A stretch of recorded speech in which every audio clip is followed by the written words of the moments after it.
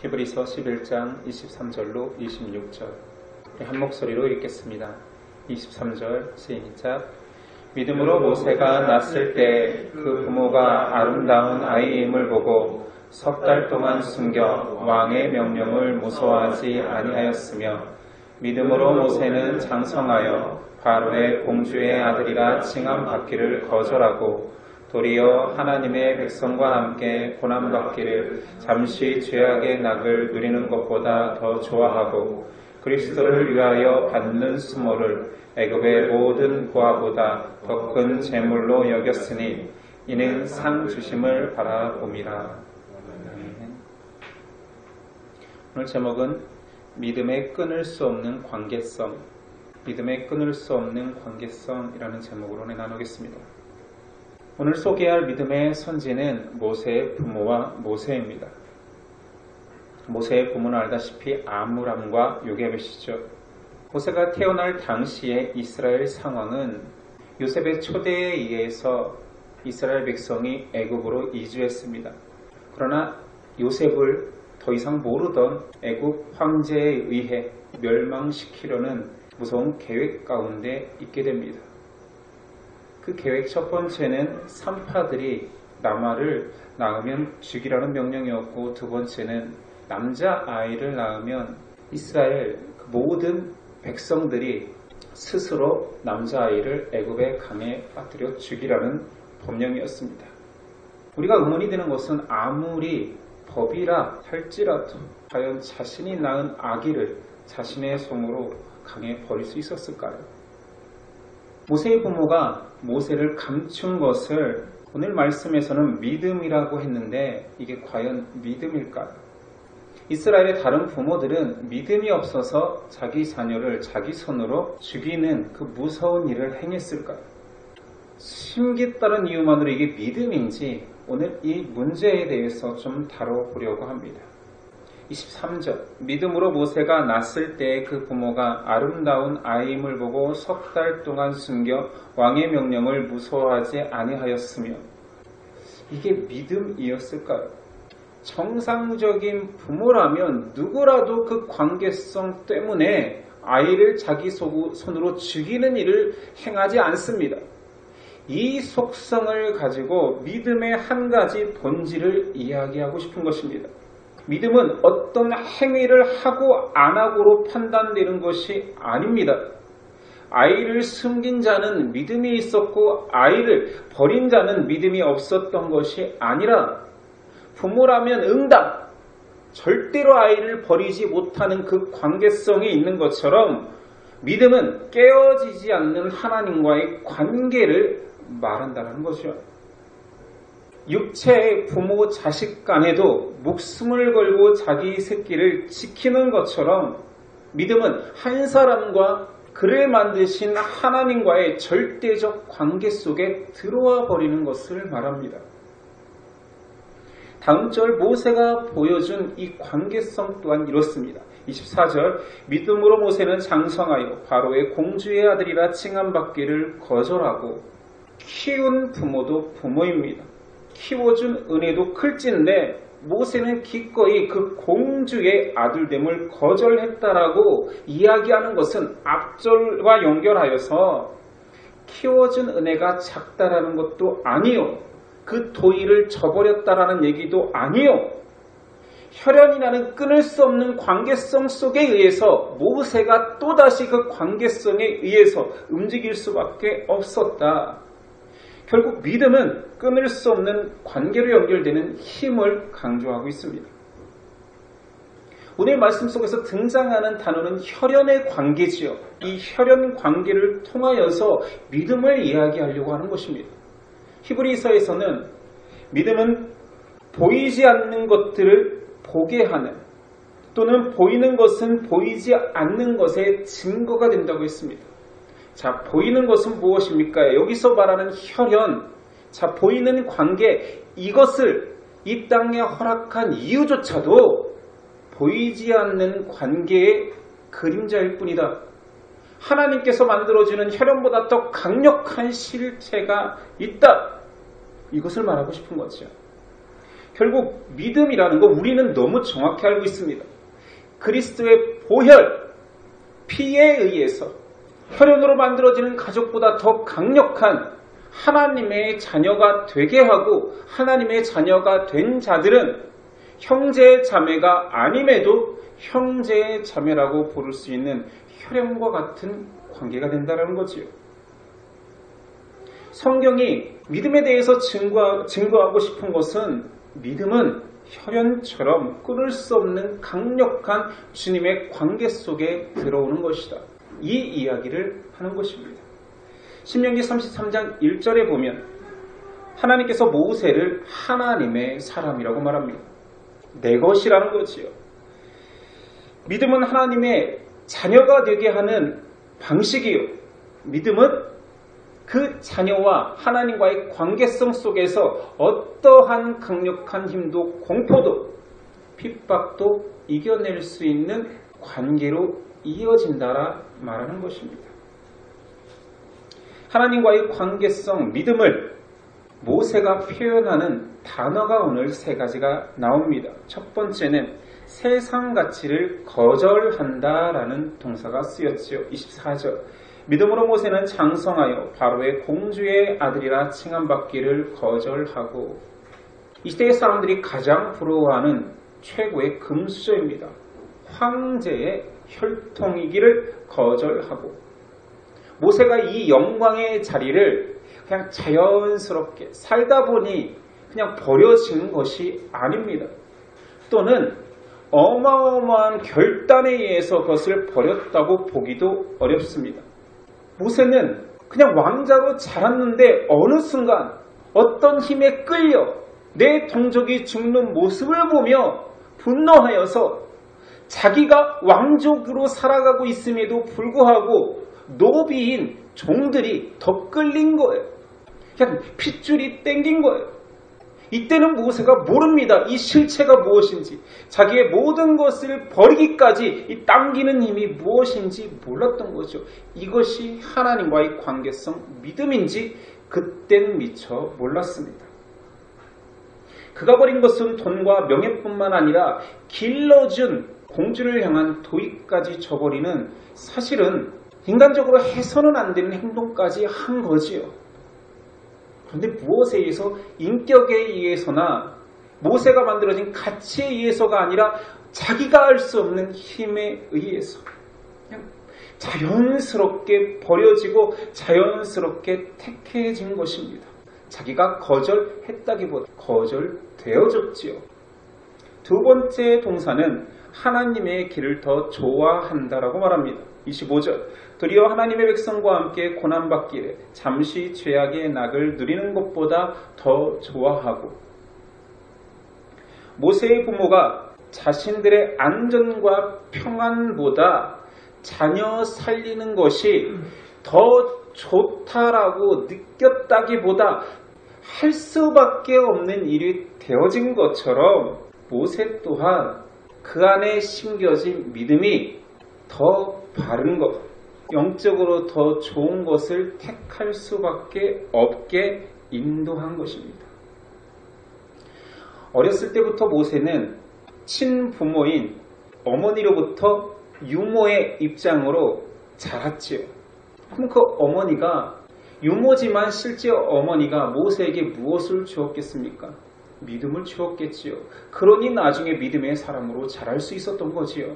애국 왕자의 정체성이 아니라 하나님 백성의 정체성이 자라가면서 더 커지기 시작한 거지요.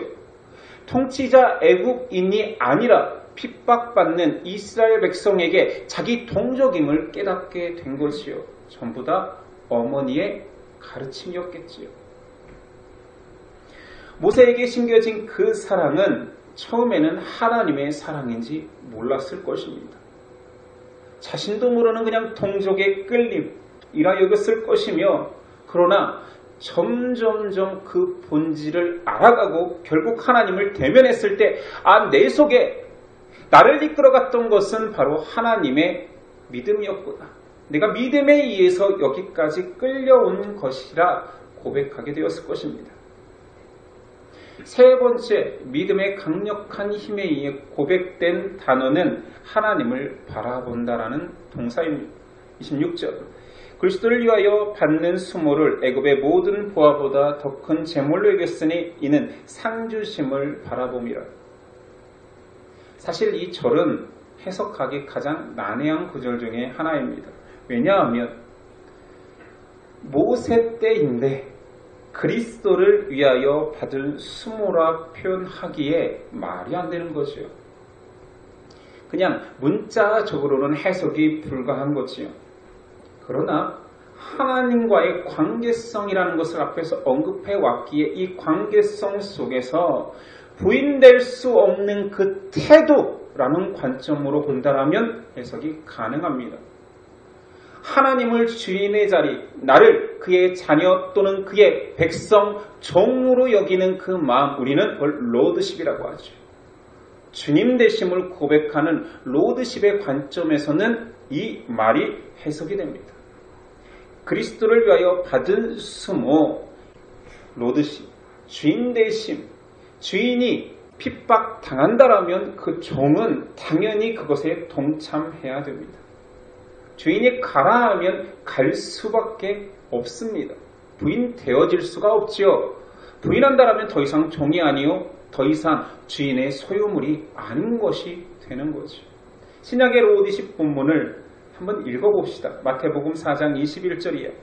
거기에 더 가시다가 다른 두 형제 곧 세베대의 아들 야고보와 그의 형제 요한이 그의 아버지 세베대와 함께 배에서 금을 깁는 것을 보시고 부르시니 그들이 곧 배와 아버지를 버려두고 예수를 따르니라.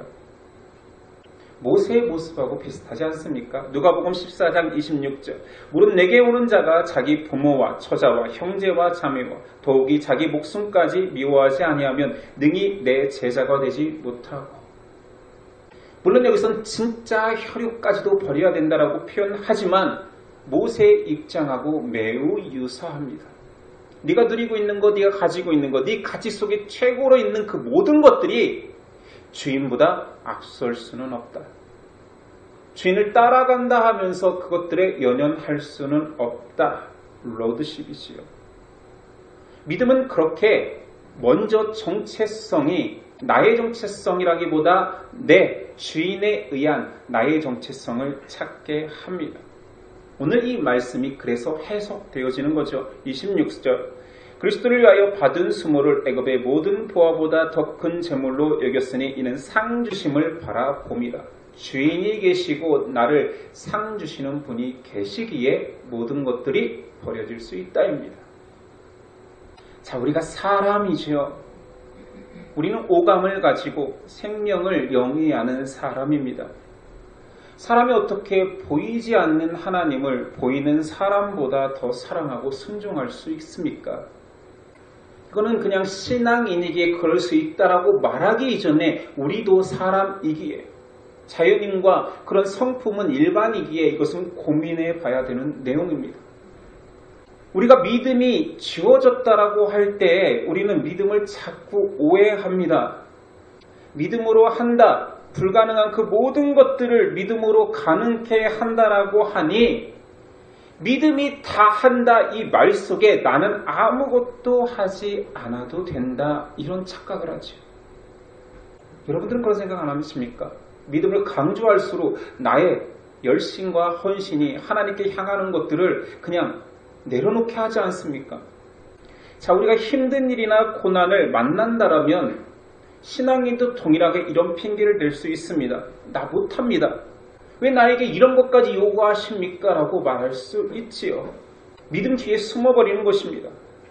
그런데 믿음 뒤에 숨어서 할 수 없다라는 그것은 믿음을 잘 모르는 것입니다. 부인되어질 수 없는 그 믿음은 고난을 만나거나 내가 할 수 없다라고 여기는 그것을 믿음이 있으니까 하라라고 말합니다. 믿음 때문에 할 수 있다라고 말합니다. 사람의 의지나 내 인격을 동원해서 무언가를 한다. 그것이 굉장히 더 귀해 보이지요. 그러나 이것은 내 인격의 입장에서 헌신한 거기 때문에 어떠한 더 큰 담을 만나거나 한계를 만나면 변명의 여지가 생깁니다. 여기까지는 힘들지요. 해봤으나 능력 바뀝니다. 오히려 믿음으로 하면 안 해도 된다가 아니라 더 강력하게 믿음 때문에 하겠습니다. 믿음 주셨으니 할 수밖에 없습니다가 되는 거지요. 믿음은 핑계가 통하지 않습니다. 왜냐하면 힘을 벌써 주셨거든요. 네가 하라는 게 아니다. 너 안에 심겨진 믿음으로 하라는 것이다. 그러니 순종해라. 이런 의미죠. 믿음 뒤에 숨을 수 있겠습니까? 우리 믿음 뒤에 숨지 말고 믿음으로 행해 봅시다. 믿음은 우리를 벌써 바꾸어 버렸습니다. 관계성 속에 들어가 버렸습니다. 믿음이 바꾼 첫 번째는 우리는 하나님의 사람인 거지.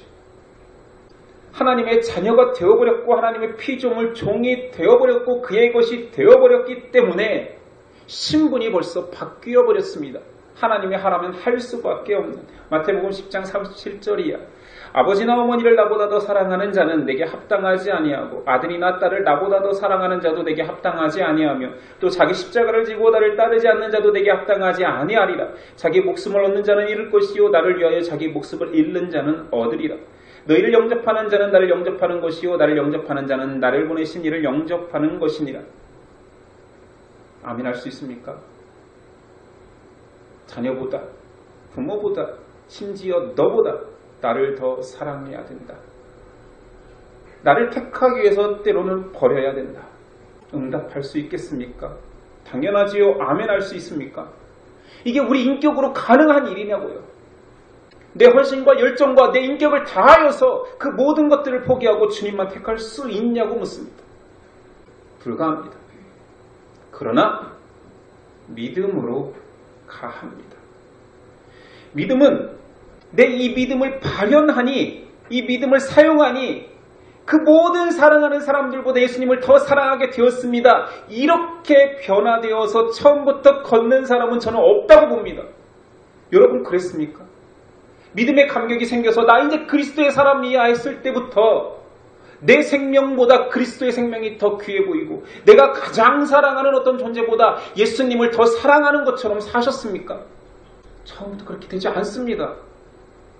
자, 그렇다면 오늘 주제인 믿음의 관계성 속으로 한번 다시 들어가 봅시다. 내가 너무 힘든 일, 나한테 포기하라는 나의 귀한 사람들을 포기하라는 일이 떨어졌다 칩시다. 아멘 오고 순종하는 사람은 거의 없지만 어떻게 순종하냐면요. 날 위해 죽으신 그리스도 때문에 어쩔 수 없이 가라 하시니 한 발짝이라도 가보겠습니다. 그리스도께서 나를 구원하신 주인이 되셨기에. 아닙니까? 그렇게 순종하지 않습니까? 이 관계성을 절대 부인할 수 없기에 내가 알 수 없는 그 순종들을 한 발짝 해내는 거 아닌가요? 이것이 순종입니다.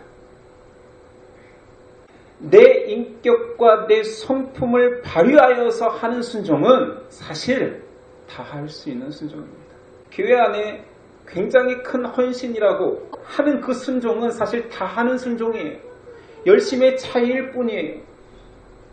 그런데 사람으로서 하기 힘든 순종을 주님이 시킬 때에는 믿음이 아니고서는 할 수 없는 그 순종인데 내가 자발적으로 해내는 것이 아니라 그리스도와의 관계 때문에.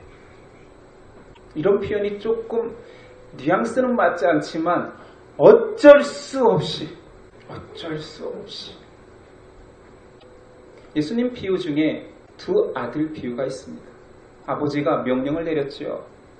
한 아들은 예스하고 안 했습니다. 둘째 아들은 안 할 것처럼 얘기하고 마지못해 했습니다. 결국은 둘째 아들이 칭찬을 받죠. 이것이 순종입니다. 나는 아들이기에 할 수밖에 없구나.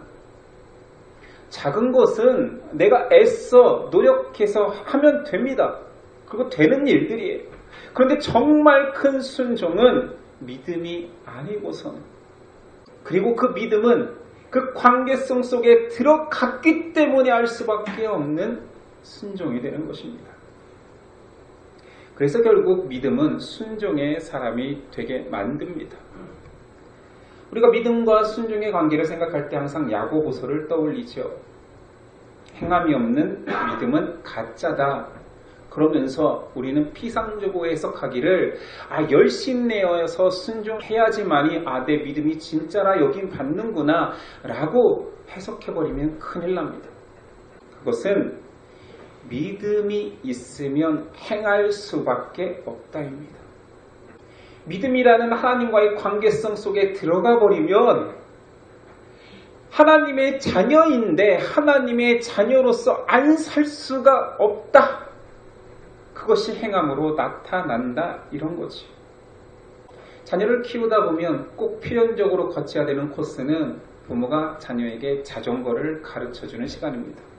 처음부터 두발 자전거로 시작하는 부모도 있을지 모르겠지만 저는 굉장히 편하게 4발 자전거 알죠? 그냥 2발 자전거인데 뒷바퀴에 보조바퀴 작은 것이 붙어있는 거예요.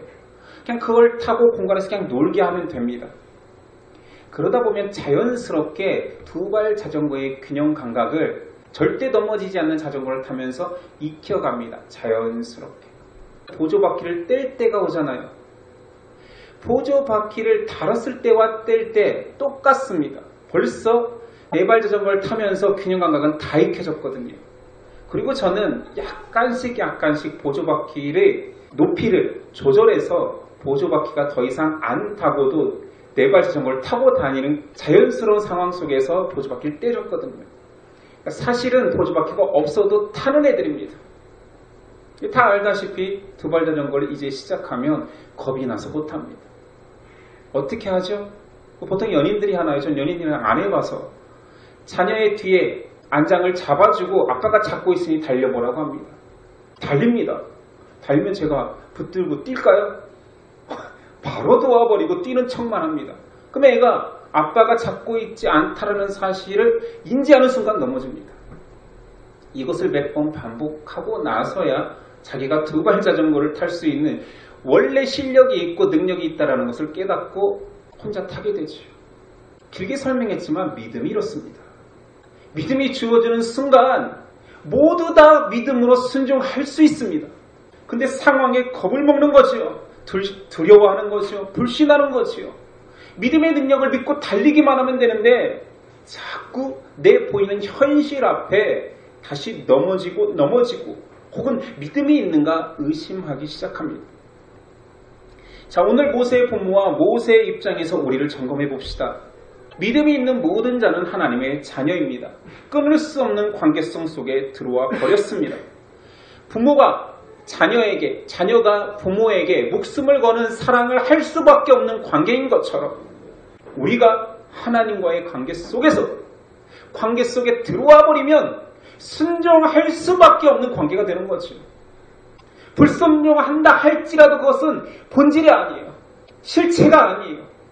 넘어지는 것은 실력이 없는 게 아니에요. 그냥 공포나 두려움에 잠식되는 일순간의 현상일 뿐입니다. 언젠가는 그 순종의 사람으로 살아갈 수밖에 없는 거예요. 믿음이 주어지는 그 순간을 칭이라고 하고요. 그런 우리가 하나님의 이끄심에 의해서 견인에 의해서 견인은 내 힘이 아니라 어떤 힘에 의해서 성화로 나아가게 됩니다. 믿음을 가진 자는 모두 다 믿음대로 살 수밖에 없습니다. 원래 믿음의 관계가 그런 것이기 때문이죠.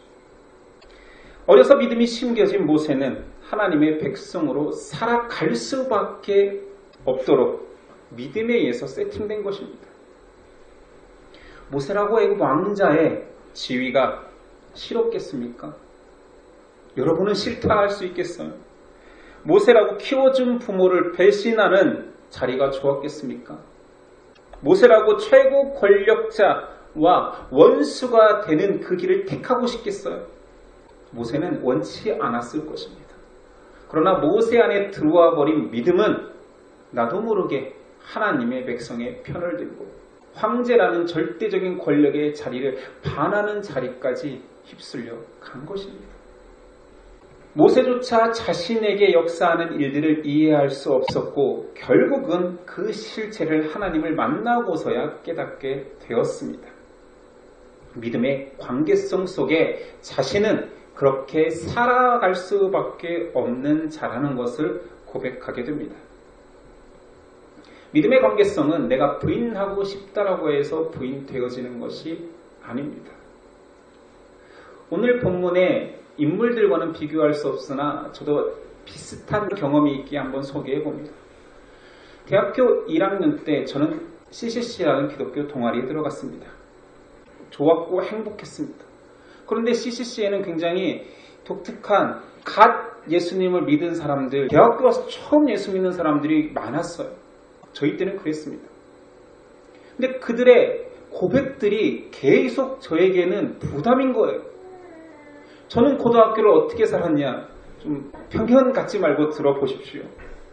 저는 고등학교 때 교회밖에 몰랐습니다. 내 주변의 친구들, 내 친한 친구들은 다 전도했습니다. 제 친구들은 그냥 교회에 당연히 가야 했어요.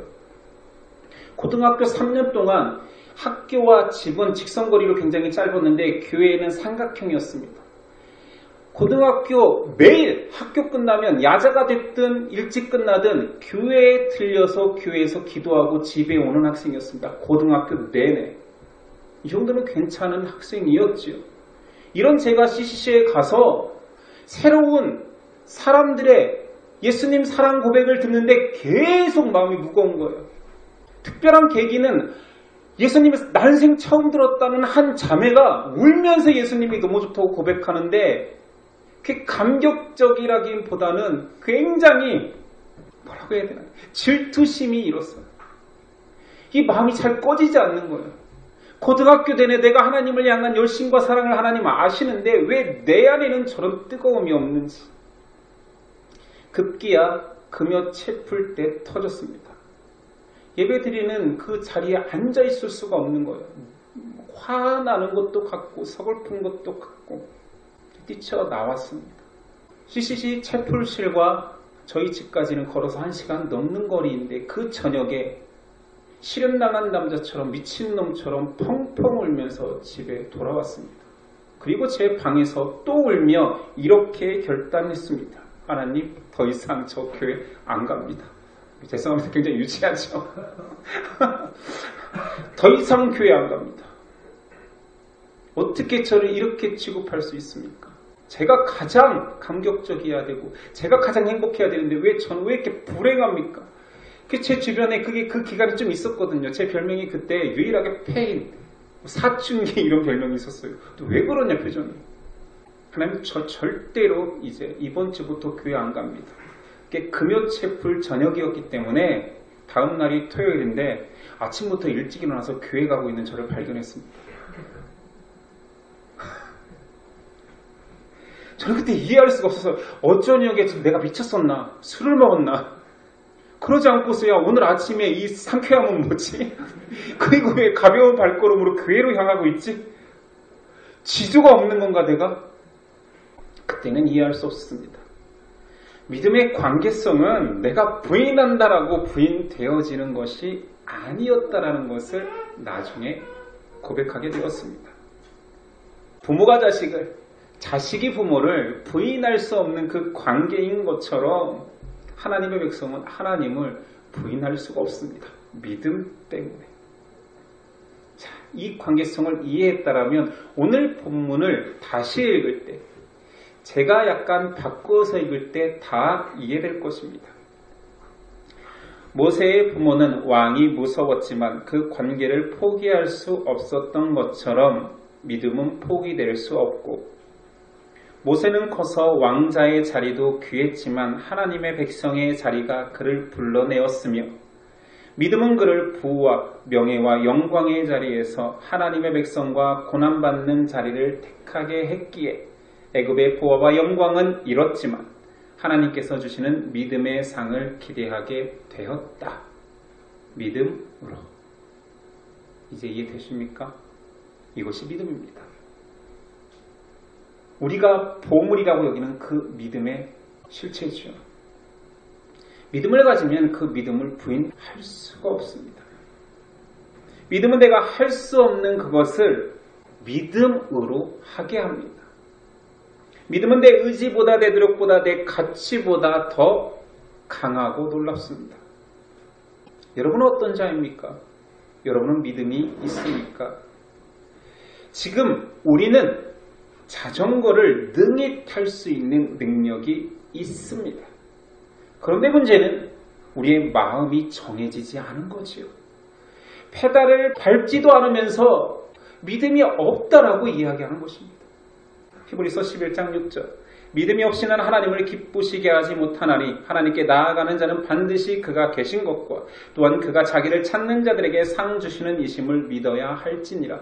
믿음은 그냥 하나님과의 관계에 들어가게 해버립니다. 그리고 우리는 그 관계 속에 들어와 버렸지요. 여러분 안에 역사하는 것은 믿음입니다. 이제 믿음의 사람이기에 우리가 목적지와 방향을 정하고 하나님 이리로 가겠습니다. 뜻을 정하고 힘껏 페달만 밟으면 그 길로 가집니다. 믿음이 하기에 기도하겠습니다. 하나님 믿음 주셨습니다. 그 믿음이 우리를 이끕니다. 믿음으로 우리는 하나님의 자녀가 되었습니다. 우리가 생각하는 고난과 아픔은 우리의 인격으로 극복하거나 우리의 성숙됨으로 극복되는 것이 아니요. 하나님이 주신 믿음을 앞세울 때 믿음이 우리를 끌고 감을 알게 되었습니다. 그 믿음을 부인하지 아니하고 그 믿음을 신뢰하여 하나님의 방향을 향해 걸어갈 수 있는 우리 되도록 도와주시옵소서. 그리스도의 십자가 길이 무서워 외면하고 한 발짝 떨어서 걸어가길 원하는 우리의 마음이 있었다면 우린 그럴 수 없는 자임을 알게 되었습니다. 이왕 걷는 것 믿음을 앞세워 찬양하며 기뻐하며 하나님을 향해 걸을 수 있는 우리 되도록 도와주옵소서. 오늘도 믿음 주신 예수 그리스도의 이름으로 기도드립니다.